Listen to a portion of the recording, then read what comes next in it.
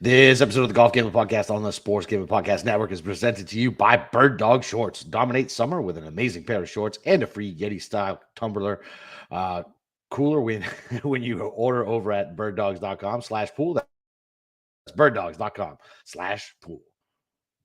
All right, D-Gens, welcome back. It's your boy, Boston Capper, with the God of Golf himself, Steve Schirmer. Quick Travelers recap, Rocket Mortgage preview, some Ryder Cup talk, maybe some open stuff. Steve, did you watch my boy stuff everybody in a locker this weekend? Well, I mean, I think once he went up 6, I turned it off and actually started to be a good dad to my kid, and start watching her because she's not going to be an only for much longer. I know. So yeah, it's coming very soon with that. But Life comes at you fast. Yeah, I saw on the shot tracker that my 101 Brian Harmon was going to get a second place finish. I'm like, all right. Guess that made me feel good. But then Keegan started to go backwards. And I'm like, maybe this could happen, but nope. He held on the last 3 holes. And yeah, congratulations to you for your boy winning. I guess it's a moral victory, not a cash victory. No cash victory. I don't care. I'm just happy that my boy's going to be on the Ryder Cup team. This is 2 wins in a year. He's got a major. This is 6 wins for his career. And he's got big boy wins too. A WGC, elevated event, a major. Big boy wins. Like, if you think about it, that rule, when they changed the cheater putter rule, that really fucked him up. And like, for him to be able to come back, and this is a career resurgence at this age. Like, a lot of guys would have just went away and not grinded away. I mean, what he won in 18. Prior to that was like 13, 12 or something like that. It was like 5 or 6 years in between. And then from 18 up until the Zozo, like, this guy's been finding it. And dude, he's highs and lows, but what a fucking career resume for my boy Keeks. Like, he's got a great resume. It's a very solid PGA Tour resume. I will say that. It's not Hall of Fame worthy, but it's better than Cantlay's. It's absolutely better than Cantlay's. It's better than Xander's. Yes, absolutely better than Xander's. Yes. Okay, congrats. Better than Bryson. Yes. Yeah. Well, how many events did Bryson win? Bryson's won, 3? I think he's won. No, he's won more than that. Remember, he won 2 in the FedEx Cup playoffs.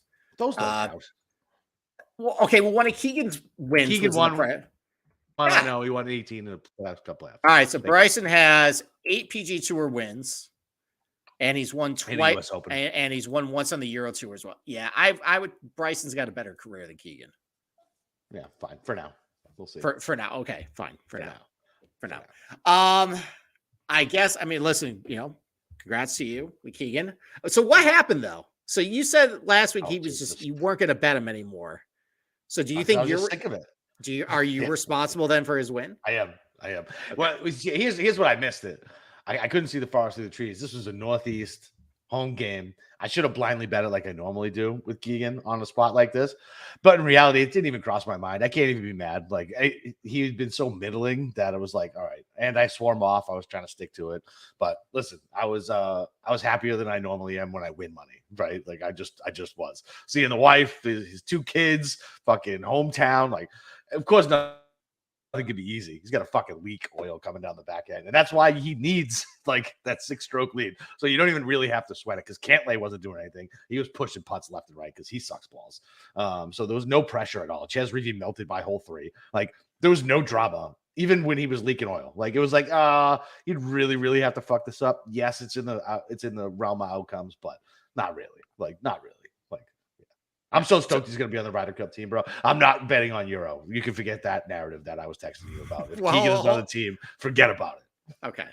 All right. Well, you want to just go to Ryder Cup talk Let's go. now? Yeah, let's do it. Okay. All right. So why don't I just start with you? Who are your 12 guys right now? Let's start with U.S. Yeah. Okay. Yeah. Definitely start with U.S. Let's start to Europe.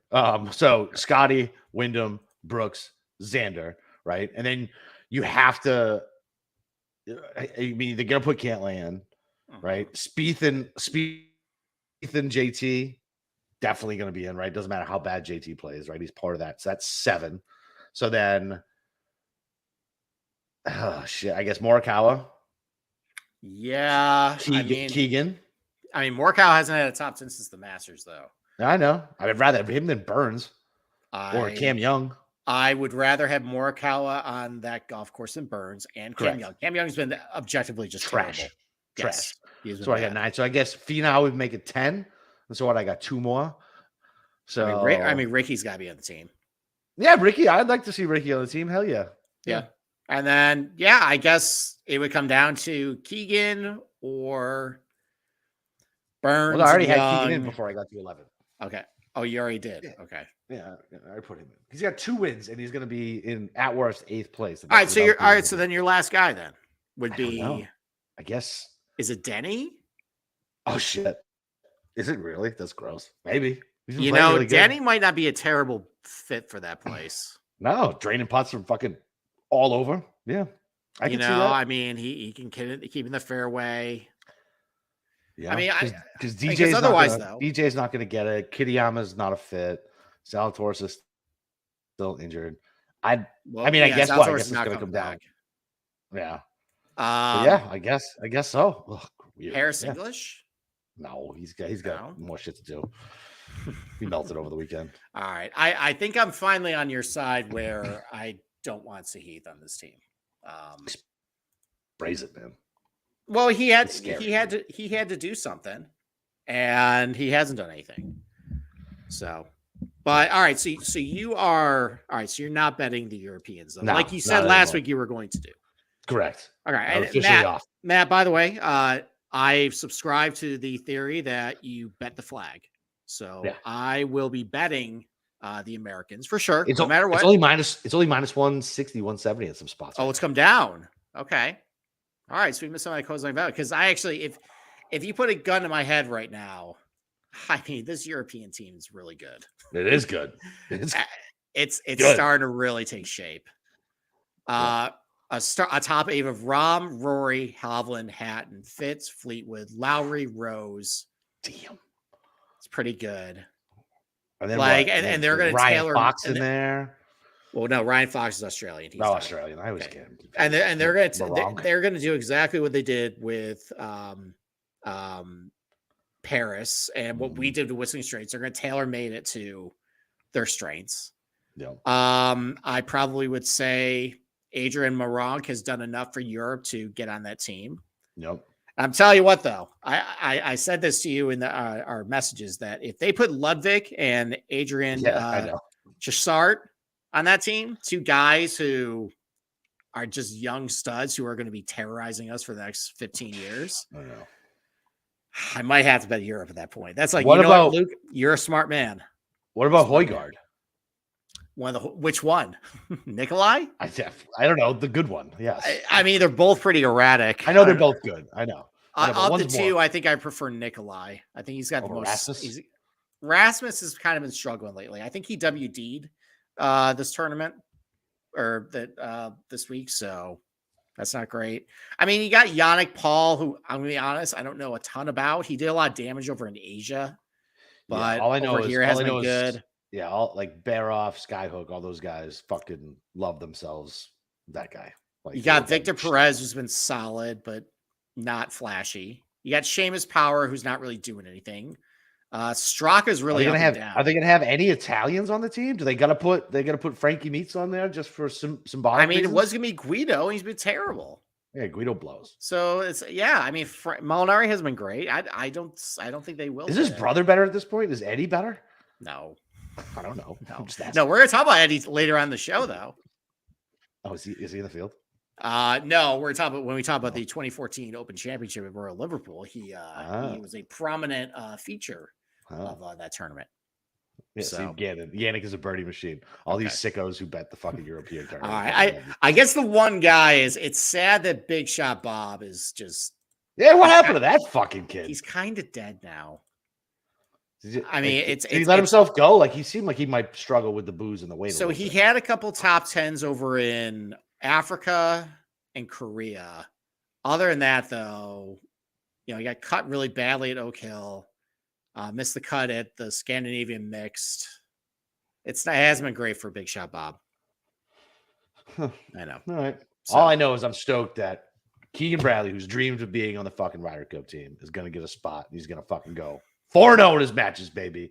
Calling it right here. 4-0. He's going to get out all 4. I mean, only if he's paired with Phil, though. Are they gonna bring Phil on the team? Yeah, so it's like because they were boys, right?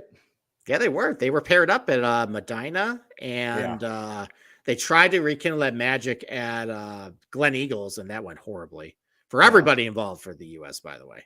They got trounced. That was not great. I wasn't very happy. I was waking up at 2 in the morning for that shit show. So, all right. Well, I want to take a break, and then I'm going to spend like 5 minutes on the Rocket Mortgage, and then we'll start talking about the Open. All right, love it. All right, listen, Bird Dog shorts, man. Listen, they not only feel good, they make you look good. They do the same exact thing that Lululemon does, but they fit way better. They're not made of that stiff, restricting cotton. They are made of this cloud knit fabric that looks like khaki, but stretches so you get a way slimmer fit without having to sacrifice movement. Plus, they use stink, sweat, wicking fabric to help you stay cool and dry all day long. Yeah, like I've said before, it's summertime in Florida. It's fucking chafing, miserable season. Like, you don't want your boys down there with non-wicking fabric. So go get yourself a pair of these shorts, save yourself from the chafing. And if you go to birddogs.com/pool and then a promo code pool for a free Yeti style tumbler with your order, that's birddogs.com/pool for a free Yeti style tumbler. You won't want to take your Bird Dogs off. We promise. Okay. All right. Let's briefly talk about the Rocket Mortgage. And the reason why I'm keeping this brief is I want to talk about the Open. Yeah, because this will be my last set of shows for a while, and I'm not going to be here for the Open. And I got some parting gifts for everybody, including a game at the end that we're going to play your favorite game. Yes, you always do. We're going to declare a winner right now of the Open Championship. Love it. Tonight. But we got to talk about the Rocket Mortgage. We are in kind of filler season. Pretty good field though. Pretty good field for Rocket. It's a very top heavy field. You know, you got JT who finally showed something, by the way. Back to 20-1s. I know, which is too bad. But I thought he was dead. He had a horrible stretch on Thursday. Oh yeah, where he hit like 7 straight bad shots in a row. Yep. But then he recovered nicely for a top 10. You got Tony Finau, who has just been kind of meh. Max Homa, who's really meh. Morikawa, who put up a good fight on Friday, but missed the cut. Shot 5-6 under to miss the cut on the number. Yep. Sung J M, who's been meh. Tom Kim, who's been meh. Fuck him. Hideki was okay this week. Fucking Tom Kim. Yeah, he played those 3 holes so bad 2 days in a row. It was fucking maddening. He would have been like 19 under if he wasn't such an idiot. Sorry. Okay. You got Ricky, who's going to have a bunch of stuff with Rocket Mortgage this week. A lot of sponsorship commitments. A lot of it. He's going to be very chalk this week. Oh, yeah. Everybody's going to go with the narrative with him. Harris English also in the field. Other than that, but after that, though, I think the most talented players like Sepp Straka. Actually, no, Keegan. Keegan's in the field. Keegan's withdrawing. He's pattying it up. Okay, fine. Keegan's withdraw. After that, though, it's probably like Sepp Straka. Like it's just like last year where you had probably 10, 11, 12 guys who are really good and then just a bunch of garbage. And that's what it's going to be other than the Scottish Open and the Open in a couple of weeks. That's what it's going to be the rest of the season until the playoff is. I know. I mean, we're getting to summer. It's unfortunate because I was looking at ESPN and the list of headlines they had were just, I think it was 4 on the WNBA and some scrub center got signed by the Spurs. Okay. It's a very dead part of the sports season, and the PGA Tour could really dominate it, and they don't. Like these events, other than the Open, don't really matter. But we got the Rocket Mortgage, so I'll have my article out tomorrow morning. It's currently in the editor's station right now. Here's the deal with this place: there really isn't a ton to talk about here. These guys have been lighting up for the last couple of years. I go into full detail on everything. The only thing I'm going to say about the golf course, though, is this is in desperate need of a restoration. So it's a Donald Ross, but it looks, frankly, what Oak Hill used to look like, just way overgrown with trees. Every hole kind of looks the same. You had all the sand buildups around each green that creates little mounds where it kind of acts as little bumpers so balls can't really roll off. It's shrunk the greens over the years. There's not, every hole is kind of linear and right in front of you. Yeah. It needs a restoration. It could be a truly good golf course. There's some good Donald Ross parts of this place. Some of the greens are really nice. We'll talk about some of the greens later about They are a little tricky to putt on, but man, this thing is a snoozer now, and they need somebody to come in and fix this place up. So, and that's why, these guys have been kind of dominating this place over the last couple of years. So the par threes, they are the 11th easiest on the PGA Tour. 2 of them are over 200 yards, but 2 of them are under 160 yards. So you got a couple short ones, a couple long ones.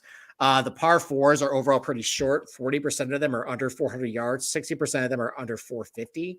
And they're the 9th easiest on the PGA Tour of all golf courses ever played since 2015. So that's pretty easy. Like we're talking like Kapalua, like TBC Craig Ranch, like territory at this point. Right. And then the par fives, one of them plays 624. So that's a little longer. And, there is some pretty thick rough at this golf course. It's going to be 4-inch ryegrass. The fairways, I think they might have shrunk the fairways a little bit. I noticed on the GCSAA, they added some acreage of rough, but we kind of seen this same story a lot where they try and grow up the rough and it just doesn't really matter all that much. But on that particular hole, if you don't hit the fairway, you're not making the green. The other ones though, one plays on average 550 yards, and one plays 560, and everyone plays about 570. There's only one water hazard on one of them. I think it's hole number 14 has a pond by the green. And that's another thing about this place. That's the only water hazard in play on the golf course. So, they're about average difficulty. The par five is about average difficulties of scoring, but it's mostly because of number 4, which is long, and number 14, which has the pond. Otherwise, though, extremely manageable par fives. And that is why, of all golf courses played in the PGA Tour since 2015, Detroit Golf Club is the 10th easiest. And of current venues on the schedule, only TBC Craig Ranch, Kapalua, and Austin Country Club play to an easier scoring average. So lots of birdies at this place. So Finau won it, what, 2,500, 2,400? He did, and it was all bombers. Let's actually get to off the tee. So despite narrow fairways, despite a lot of trees, despite a lot of long rough, there really is no resistance off the tee at Detroit Golf Club. It's tied for the 9th easiest off the tee of all golf courses on the PGA Tour since 2015. And of current venues, kind of similar to the ones we just talked about, only at Kapalua, TBC Craig Ranch, TBC Summerlin, and Congaree, which are pretty wide fairways with not a whole lot of adversity off of it, have played easier off the tee. So even with all the rough in the trees, it just doesn't matter. It's because guys can kind of just hit driver all day long. It's got the 15th longest driving distance average. Of current venues, it's the 7th longest. Damn. And like I just talked about, there's just not really a whole lot of adversity. There's no water hazards. It's one of the fewest. It incurs one of the fewest penalties off the tee of any golf course. And there's also not a big difference between if your score on a hole, if you miss a fairway versus if you hit the fairway. It's only about a 0.3 stroke difference, which is very low. Now, sometimes if you go to like a Winged Foot or Riviera, there isn't a whole lot of difference between hitting the fairway and hitting the rough and your overall score in the hole because it's just a really difficult golf course. This one is just, it doesn't really matter. It's so easy at that point. So really easy off the tee. You can hit driver a whole lot. The approach shots are also very easy. It's the 16th easiest in the PGA Tour. It has the 9th highest green and regulation rate too. So guys that are hitting fairways about 72% of the time at Detroit Golf Club, they're also hitting the greens with about a 70% clip too. So that combination right there, you got guys are hitting from the fairway a lot. Guys are hitting a lot of greens. Of course, they're going to make a lot of birdies.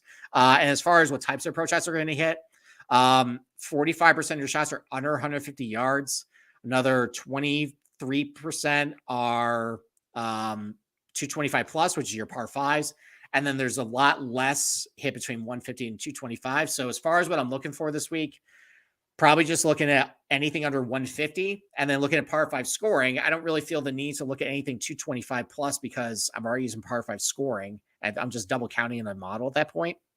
So you don't need those proximity distances. Just look at how they do on par 5s. If they score very well, I don't care if you hit it 50 feet to the pin on those shots. So, but very easy approach shots around the greens, kind of average difficulty. It's been pretty easy to get up and down from the fairways and bunkers. Not so easy to get up from the rough because it's pretty thick and there's a lot of it. And putting, though, it is a little difficult to putt on. I think it's mostly to do with the fact that there are still some Donald Ross characteristics to the place. The greens are a bent POA mix. They're actually the video I posted. It's actually the composition of this 80% POA, 20% bent grass. So I've seen a lot of confusion the last couple of weeks of some of these tournaments where guys are just calling this bent grass greens. It's a bent POA and it actually has more characteristics of a POA. So be careful with it. I put in my article the golf courses that are a bent POA mix. I don't know the exact composition of each, but do not plug in just bent grass in your models. You have to look at the bent POA stuff because these don't really roll very true. And they have been kind of difficult to putt on, especially on putts under 5 feet and 5 to 15 feet, because they just don't roll as true as a true bent grass does. So be careful with that. Make sure you nail your agronomy this week. And as far as predictive skill sets and what actually does well, the only thing that's actually been predictive as far as like success of this golf course of a profile player is guys who tend to be a little more accurate to better here. But you look at last year and you just mentioned it, like Finau won. Taylor Pendrith was up there. Cantlay hits it a long way. Cameron Young, he played. Those are all the guys in the top 5. Bryson and Matthew Wolf finished 1-2 a couple years ago. Yep. Cam Davis won in a playoff. Wow. Now, I think it more speaks to the fact that this is a very weak field overall. So there's not really a true skill set. I think is just like dominating. And plus it's very easy at this place too. So, there's not as big of a gap between like the guys who aren't as good with ball strikers and the guys who are the best, because a lot of short approach shots, not difficult tee shots, all that stuff. But the one thing about this place that you can separate yourself the most from everybody else is putting.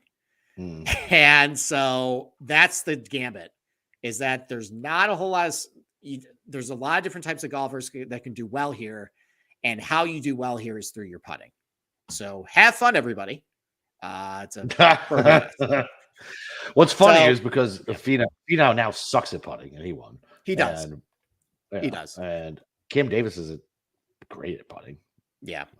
But he used to be though. So I guess of what I'm looking for this week, I don't think Detroit Golf Club is going to be a momentum stopper. I think you've been hitting the ball pretty well lately. You're probably going to continue doing hitting the ball well. If you haven't been hitting the ball all that good lately, if you've shown to be decent here, that might rekindle you. I want guys to make a lot of birdies, and I want guys who hit their iron shots under 150 yards pretty well. That's really it. I mean, it's not going to be a ton of hard hitting analysis this week. That's your Rocket Mortgage preview. And any questions from the audience?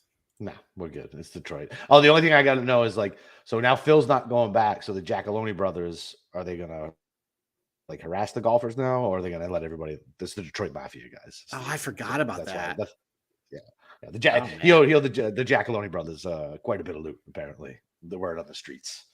Do they know where Jimmy Hoffa's body is? It's probably somewhere in the Detroit area. Well, the Giacalones were definitely part of it. The Tocco brothers and Giacalones, he definitely would have got murdered there. I think they know where the house is. One of the guys owned a cremation place too. All these stories about dragging a body to New York or fucking Jersey or wherever make no fucking sense. Why are you going to drive across country to get rid of a body when you have a functioning family who had as much to gain by Hoffa getting clipped as anybody else? They just get rid of him now. There's a random mound in the 8th green. Maybe that's where he's buried. Yeah, exactly. There you go. All right. Why don't we take a break and then let's talk about stuff that actually matters, the Open Championship.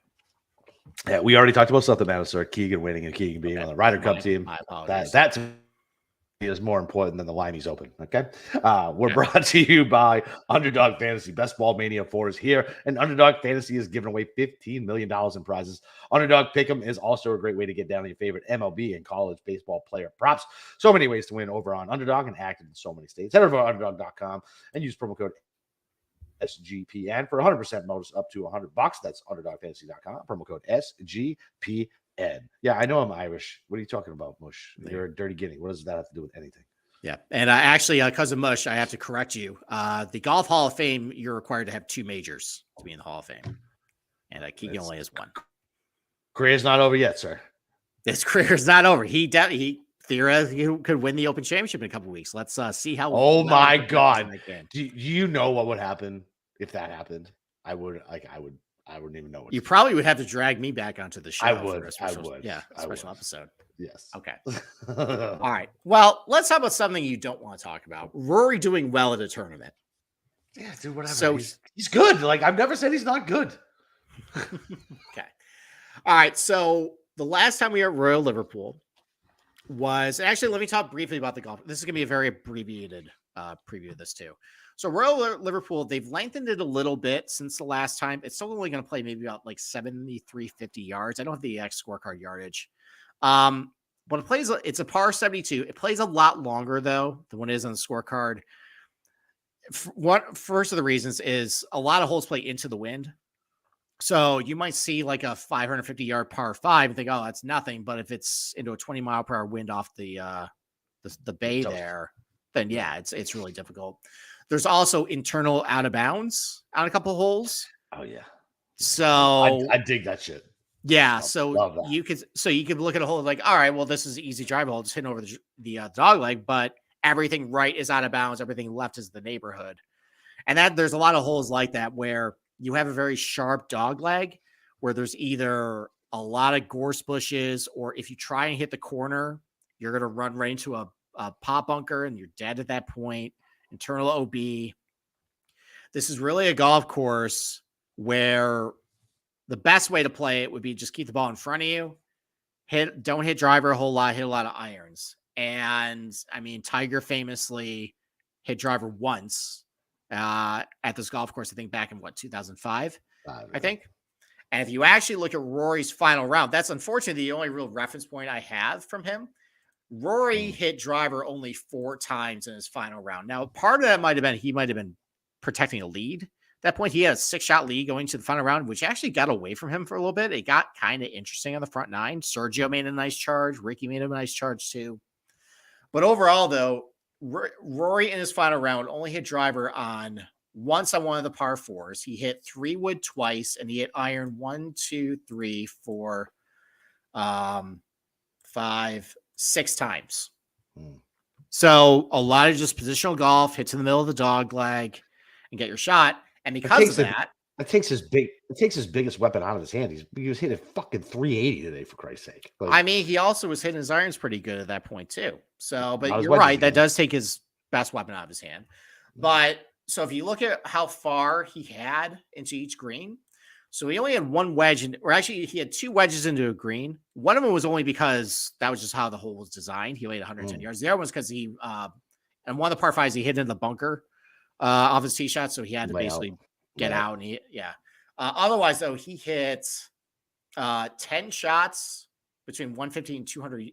Or actually, I'm sorry, 11 shots between 150 and 200 yards into greens, and 6 shots over 200 yards. So this is really going to be a test of your mid to long irons, even though it's kind of a shorter golf course. Again, that's assuming everybody plays it straight. Now, it is 2023. And if you really wanted to be bold, you definitely could take it over some of these dog legs. Yeah. So if, let's say, Bryson just has an awesome driving week and kind of does what he did at Oak Hill, like he's going to have wedge in every single green. And it's kind of a flat golf course at that point for him, which is favorable. That could work, but that's very risky. That sounds like a recipe for you're going to eventually hit a gorse bush, or you're going to eventually hit an eternal OB. Hit a quad. Yeah. Yeah. And you're going to quad, and that's it. So I do think the guy who wins this place is going to take the model that Rory did or Tiger did, especially because it's so famous what Tiger did in this place and how it worked. Like, you really don't have to hit driver a ton here, especially if it's going to be running firm too. Like, at that point, you don't really want to hit driver because you don't really know where it's going to go once it hits the ground. And 3 wood might even be good enough to just get it out there pretty good. So, probably not a whole lot of drivers in this place, a lot of mid to long irons. And as far as what guys did at the 2014 Open Championship, so Rory was second in strokes gained tee to green coming into the event, first and off the tee, 7th driving distance. But again, he relied a lot of his iron game, which hadn't been all that good for the season, but he was hitting his irons a lot better coming in. It's funny though. So a lot of people want to point to Ricky. Ricky finished second with Sergio that year. A lot of people point to Ricky this 2014 to be in his best career year because he finished top 5 in each major. For the entirety of the PGA Tour season, though, he's actually kind of bad. Like, he was only 98th in stroke gained tee to green coming into that event. And now he was coming in hot, though. He finished 2nd at the U.S. Open. He finished 8th at the Scottish Open. So it wasn't really a big surprise. But, like, between the Masters and the PGA and the U.S. Open, he was dog shit. I think he missed, like, 4 or 5 cuts. Like, I think he lost, like, 9 strokes with his irons at, like, Colonial or something. Like, he was really bad. So all of his numbers looked really jacked up. The rest of the top 10, though, I mean, there's a couple of guys like, Dodo Molinari, who finished 7th. Victor Dubuisson, remember that guy? No. The Frenchman? No. Oh, he was great. I love that dude. Just a really just bitter, sour Frenchman. He was 9th. Shane Lowry finished 9th in that tournament. But, overall, like, you kind of expect a lot of these guys to be very efficient tee to green. That's usually works well at Open Championship. That's what these guys are doing. Off the tee was a mixed bag. You had some guys who were very long hitters, some guys who were short hitters. Like Jim Furyk was 4th. Graham McDowell was 9th. But then you had Rory. You had Adam Scott. Leishman was 5th there. Charles Schwartzel drove it pretty good. He was in that top 10. But for most part, most of the guys were hitting their irons pretty good. Most of those guys were scrambling pretty well too. And most of the guys, even though for their strokes gained putting metrics weren't all that great, they were avoiding a lot of 3 putts, which tends to help at this place. And then let's talk about who actually do we have to go to an ad break or are we good? No, we're clear. We're done. So let's talk about overall who's won the Open Championship. So Cam Smith. Okay, so let's go back to the last 10 because before that, like you start getting to Darren Clark. Yeah, we don't care about that shit. Well, that was when like most of those European guys mostly prayed over in Europe. Now all those guys are on the PGA Tour, and that started kind of in about 2012 when you started consolidating everything. So let's go back to the last 10, and that's where all these trends are going to be too when we talk about it. Okay. So since 2012, 8 of the last 10 winners of the Open Championship were within the top 25 in the OWGR, and 6 of 10 were inside the top 10. So the average ranking was 14.5. Yeah. Damn, 6 of 10, huh? That's pretty good. Cam Smith was 6 coming into the start. Morikawa was 4th coming in. Molinari was 15th. Jordan Spieth was 3rd. Stenson was 6th. Rory was Stenson 8th. was 6th? Yeah. Rory was 8th. What happened? Was everybody sick that year in golf? Nobody else played? Rory was 8th and Phil was 5th. So the lowest were Shane Lowry was 33rd. Zach Johnson was 25th. And then Ernie Els was 40th. So as far as age, there used to be a strong trend with this where guys had to be basically 35 years or older. 30. Or just a phenom. And then the last 2 years, Colin Morikawa won at age 24. Cameron Smith won at age 28. We're done with the age. Yep. These guys are too good. It's over. Strokes gained tee to green. The average ranking in strokes gained tee to green coming into this event on the PGA Tour was 11.8. They were averaging about 1.4 strokes per round tee to green. And let's see, they all were within the top 25 coming in. So if you're not in the top 25 in strokes gained tee to green coming in, you're not winning. Yeah, exactly. Off the tee, it's very mixed. I mean, obviously Rory was leading coming in, but then Cam Smith was 143rd in strokes gained off the tee coming in. So it might depend on the golf course too. St. Andrews, you kind of could blast it all over the place. That was set up very well for him. I mean, that's why Zach Johnson won there too. Yeah. But, like Johnson had a nice little Thursday, Friday at the Travelers too, by the way. He was on 59 watch for a minute on Friday. Okay. And then he double bogeyed. He 3 or 4 putt from like fucking 8 feet. It was hilarious. Okay. Yeah, I mean, Molinari was 5th in strokes gained off the tee coming in. Rory was 1st, but otherwise though, like Lowry is 67th, Spieth was 93rd. Like off the tee, don't matter. Doesn't really matter. If it does, it might be the good drive percentage stat. Like most of those guys do very well in that because they don't really put themselves in a horrible position where they can't hit the green. Maybe look at that. But even like Cam Smith, like 128th in that metric last year. But the stuff that really matters, approach play. So the average ranking of all the winners the last 10 years is 15th. And only one of them was outside the top 25 in strokes gained approach coming in. That was actually Rory. It was I 50. was gonna ask who it was. That's funny. Yeah. Cam Smith was second coming in. Yeah. Morikawa was first. Jordan Spieth was second. Stenson was second. Phil was seventh. Damn, Stenson. Jesus, Stenson was dude. That's I why know, he was one of my favorite plays. He was fucking awesome. I know. He was great. He was a killer, and then he finally won. It just seems it's so funny because it seems like 2 decades ago, but it was like 5 years ago. It was 7 years ago. Yeah, yeah. Lowry was 12th. Mauner 16th. So like, just really good iron players do well, especially if you're gonna be using iron a lot off the tee here. Like, that's a big edge. And then all of them, except with the exception of Stenson, funny enough, all of them were within the top 80 in strokes gained around the green coming in.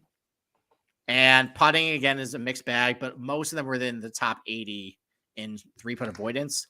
The only ones who weren't were Francesco Molinari, whose putter, by the way, was just insanely hot during that time.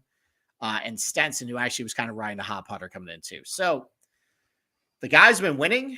It's been, highly rated players. Guys are very efficient tee to green. Guys hit their irons really good. Guys who scramble really well. That's kind of a blueprint template of what to do with an Open Championship. And then I think the one thing I want to say about Royal Liverpool before we get into the game is I remember this distinctly. There was a huge wave split at Royal Liverpool. So what happened was everybody who went out on Thursday morning got just perfect conditions. And then Thursday afternoon through Friday morning, the squalls were all over the place. There was wind. It was really bad. But then it cleared up almost like right as Rory started teeing off in the afternoon. And I went back and looked. I think 8 of the 10 guys finished in the top 10 were Thursday a.m., Friday p.m. I think only Adam Scott and Lowry, I think, were the only guys who went off Thursday afternoon who still finished inside the top 10. Like, Adam Scott probably should have won at Liverpool. He was on the wrong drive. He actually played really well the entire tournament, but he was just in the wrong wave. Yeah, he had a good weekend this weekend. Yep, and he did. So he's got some success there. But that's why it's really dangerous to lay futures on the Open. And this is the reason why. I always think about this Open as why you should not get locked into anything, because that, like Rory, Ricky, Sergio, Furyk, Leishman, all went off the favorable draw. You would have been great with those guys. Yeah. So, all right. You want to play a game? All right, yes. Let's play the game. All right. So again, I did some trends going back the last 10 years for reasons I'll explain later. Some of them are statistical coming in. And we are also assuming that the Open Championship is tomorrow. So this will obviously change, but this is just a fun little game just to get us kind of thinking about what types of guys we want to target and who's going to win. So, all right. So for the players I took, I basically just took the top 40 in the world because every single guy in the last 10 years have been within the top 40 in the world. Okay. And then I added guys like Bryson and Patrick Reed and Dustin Johnson because they're playing really good. Right. Did you update number 17 in the world overall, Keegan Bradley? Keegan is already in there. Don't worry. He's number 17, sir. Number 17. Okay. All right. Now let's talk about a couple ones that are sticky. They're not changing. And we can just eliminate guys right from the jump right now. Okay. All right, let's do it. 9 of the last 10 winners of the Open Championship had a top 15 in a major over the last 12 months. So in one of the last 4 majors. Okay. So here's what we can eliminate. Tom Hoagie. Bye-bye. Joaquin Niemann. Bye-bye. Denny McCarthy. Your boy Keegan. Hideki. Jason Day, who's, by the way, I think he's just called it quits again. Yeah, what's up with that? I don't know. He finally made a cut, though. He was, I think, like T45 today. Sungjae Im, JT, Sam Burns, Finau, and I'm just going to call this the Max Homa Memorial, just to get him off the list so Cameron can stop pestering me and ask me if he's going to finally win. He's not going to win. Okay. So all those guys you can cross off. 9 of the last 10 had a top 15 in a major coming in. Okay. And they didn't. Now, unfortunately, Wyndham Clark did not have a top 15. And that's correct. Yes. That is true. So maybe there is hope for some Max Homa. And then here's another one that Wyndham Clark just kind of broke, because this is a popular one with a lot of them. 8 of the last 10 had a top 10 in an Open before they won. And this is a really shaky one. because Clark just did it without a top 10 in any event. And the last 2 winners of the Open did not have a top 10 at the Open before they won. So this might be a garbage trend, but we're going to go with it anyways. Sepp Straka, you're out. Harris English, you're out. Siwoo Kim, you're out. Corey Connors is out. Russell Henley's out. Seiit Tagala's out. Kurt Kitayama's out. Tom Kim is out. Aforementioned Wyndham Clark is out. And I think this one's going to surprise you. Matt Fitzpatrick is out. He's been bad at the Open. That is surprising. He's been really bad at the Open. So, yeah. All right. Huh. So all those guys are out. And then 8 of the last 10 made the cut of the last major. It was 7 of 8, or it was 8 of 9 going to last year, and Cam Smith bucked that trend. So, yeah. But 8 of the last 10 made the cut of the last major they played. Adam Scott's out. Justin Rose is out. Jordan Spieth's out. Jordan Spieth, heavy hitter for the Open. Yeah, for real. So, okay. So we're down to 18 guys that we are going to eliminate, or we would eliminate anyways, going to do when theoretically I would have been here. You're going to have to do it on your own. Right. Yeah. We have Scheffler, Rory, Brooks, Hovland, DJ, Rahm, Morikawa, Cam Young, Ricky, Harmon, Patrick Reed, DeChambeau, Shane Lowry. We have a bunch of guys. Yeah. Okay. Harmon. Just go ahead and take Harmon off, please. Just go ahead. I mean, Harmon finished, I think, top 10 of the Open last year. Allocution, just kick him out. He's not winning. All right. Now we're going to go to things as of today. These can change because we have events left, but as of today, do you have a win in the last 2 years? Oh, shit. Lowry's out. And that's 10 of 10, by the way. Really?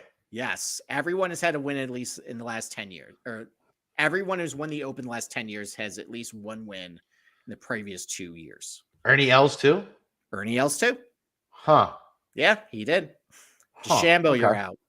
Patrick Reed, you're out. Brian Harmon, you're out. Ricky Fowler, you're out.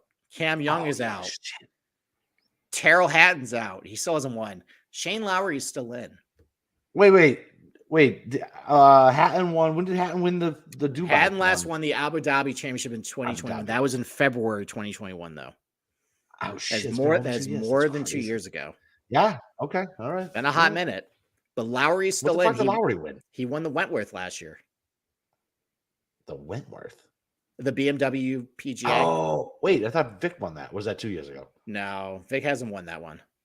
Vic won a BMW, didn't he? No, he won the BMW International Open. That was in Germany. That's what it was. That's the okay. Yeah. See? All right. See? There you go. All right. You're close. Okay. 10 of the last 10 Open Championship winners made the cut in their last start before the Open. So again, we got to customize this with Liv too. Tommy Fleetwood, you missed the cut this week. You're out. Kyle Morikawa, you missed the cut this week. You're out. John Rahm, you missed the cut this week. You're out. Now all that can change. You can just make the cut at the Scottish Open or the John Deere, whatever tournament you want to play. But as of right now, you're out. Okay. So now we are down to 9 guys. 8 of the last 10 won this year. Won in the year. So, like, let's say it's the 2021 Open Championship. They won sometime in 2020. In that calendar year. Gotcha. Okay. Yeah. Shane Lowry's out. He hasn't won this year. No. Your boy Cam Smith has not won this year. He's out. Xander hasn't won this year. And Cantlay hasn't won this year. Nope. So now we're down to 5 guys. Okay. 10 of the last 10 Open Championship winners had at least a top 10 in one of the last 5 starts, or if you're in Live, top 5, one of them. All of them make it. All 5 make it. Okay. Who we have? So who do we have? We got Scotty, Rory, so we have Brooks. We have Brooks, we have Rory, you have Hovland, you have DJ, and you have Scotty. Okay. 8 of the last 10, and you're going to like this one. 8 of the last 10 had a top 5 in one of the last 5 tournaments coming in. So it's even a step farther than the top 10. And all 5 of those guys have a top 5. Make it. Yeah. There you go. Oh, boy. Okay. It's going to be a good one. 8 of the last 10 played the week before the Open Championship. All those guys. I'm going to give credit to the Live guys because they are playing before the Open. But as of right now. John Deere week, don't they? What's that? They play John Deere week, don't they? No, they play Scottish Open week. They're playing in London, actually. Makes sense. Yeah. So they're going to play, but all those guys played this week. So everybody advances there. Okay. Now we're getting to statistical stuff. All 10 guys who won the Open Championship the last 10 years were in the top 25 in stroke gained tee to green heading in. And here's where it gets kind of dicey. Okay. Scotty's in the top 25. Rory's in the top 25. Victor Hovland's in the top 25. Okay. Based on what Brooks Koepka has done so far this year, I'm going to say he's in the top. He would be in the top 25 in strokes gained tee to green. He's been his irons really agreed. good. Off he's been great. Absolutely. But I'm not going to give the credit to DJ. I No. don't think DJ would be in the top 25. I agree. Okay. So DJ's out. We're down to Okay, 4 guys now. 9 of the last 10 were in the top 25 in strokes gained approach coming into the event. I would say all 4 of those guys are, including Brooks. Brooks has hit his irons been really good this year. Oh my God. He was fucking dialed at the PGA. Yeah. 9 of the last 10 were in the top 80 in strokes gained around the green coming into the tournament. We say goodbye to Victor Hovland. And again, I'm going to give credit to Brooks. Brooks has been really good around the green so far this year, I think. Okay. And then 8 of the last 10 are inside the top 80 in 3-putt avoidance. Ooh. Brooks has always been inside that top 80. Yeah. So I'm giving him credit there. Rory's inside top 80. And you know who's 7th? Scotty? You know who's 7th on PGA Tour in 3-putt avoidance? Scotty. Is he really? He really is. I know. I guess that makes sense. Like he just misses Shocking. the 10-footers. Yeah, that's the thing. You don't really 3-putt a whole lot when you hit to 10 feet. From 10 feet. Yeah. Yeah, it's kind of like how Morikawa is always like everybody points to like, oh, Morikawa is a really good he doesn't 3-putt a whole lot. Yeah, because he hits it at 12 feet. Yeah, exactly. Yeah, no shit. Yeah. So all right. So overall, though, we got 3 guys who fit every single category. And I think going back to the last 10, they've all hit at least 10 of those criteria. All right. So here's the list. The guys who hit all 14, Scotty, Rory, and Brooks. The guys who hit 13, Cam Smith, Wyndham Clark, and John Rahm. If Wyndham Clark goes back-to-back, I think we should just end the show. I mean, look, everybody touted him as like a young stud, like hits it a mile, can putt. If he could do anything with his irons, he'd fucking be really good. I know. I mean, he is in top 25 in strokes gained tee to green this year. He is in top 25 in approach this year. And he's really good around the green, really good 3-putt avoidance. I mean, he kind of fits. That'd be fucking awesome. That'd be hilarious. And then John Rahm. All right, the guys who satisfy 12, Xander, Hovland, Fleetwood, who everybody's going to be on. No. And Ricky. The crescendo is building for Ricky. Oh, yeah. I might sprinkle a little bit, depending on what number the crook's hanging at. Okay. The guys who fit 11, Tom Kim, Patrick Cantlay, No shot. Terrell Hatton, Siwoo Kim. No shot. And DJ. DJ's interesting. He is, but we thought the same thing at the fucking PGA.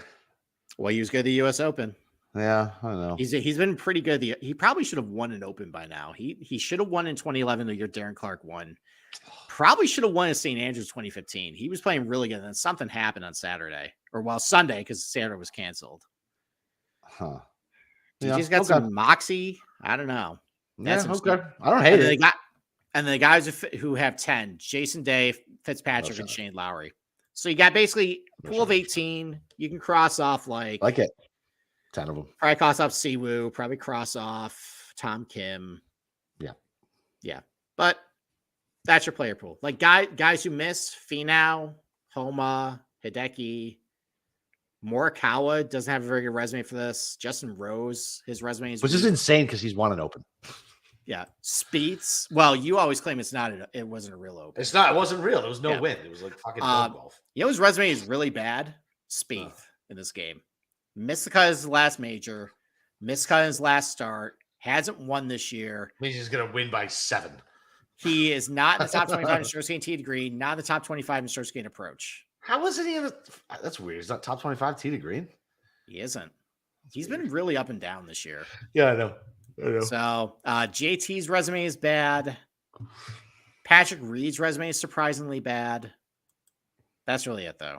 So Not a whole lot of surprises, but if you guys replay this podcast a month from now and listen to these trends, you can go back and look for yourself. And who knows, maybe I'll be charitable and actually update this thing as I got a bottle in my kid's face at 3 a.m. and give it for you, because it is currently minus 450 that I'm going to get a text on July 14th from you, Boston Capper, saying, "Hey, did you update your elimination game? I want to know."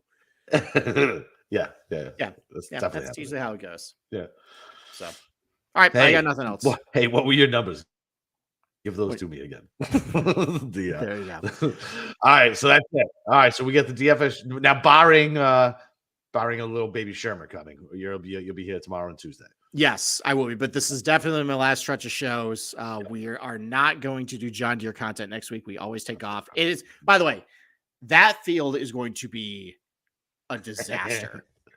Yeah, like we're gonna be Denny McCarthy, maybe Bermuda all over again, where Denny McCarthy was probably 15-1.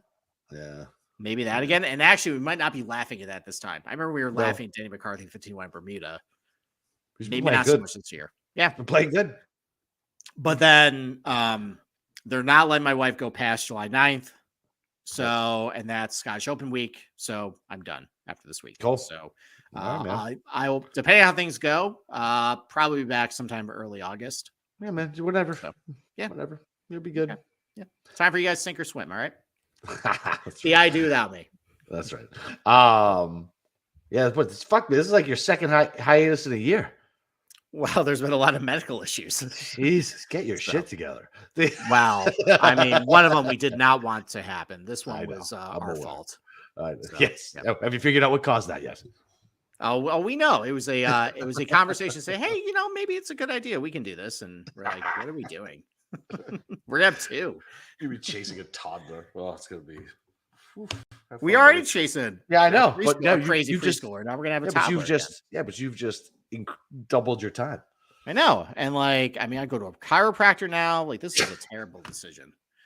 Well, at least you haven't had a heart attack yet. So, all right, not yet. Not yet. All right, go read Steve's article when it comes out tomorrow. We'll be back for the DFS show tomorrow night to break down the Detroit Rocket fucking mortgage, and it'll be a little bomb and gouge, I'm sure. So, dumpster diving for some guys who hit it long and can make putts. Other than that, congrats, Keegan Bradley. Love you, dude. Can't wait to see you on the Ryder Cup and dominate in Italy. All right, see you boys tomorrow and girls.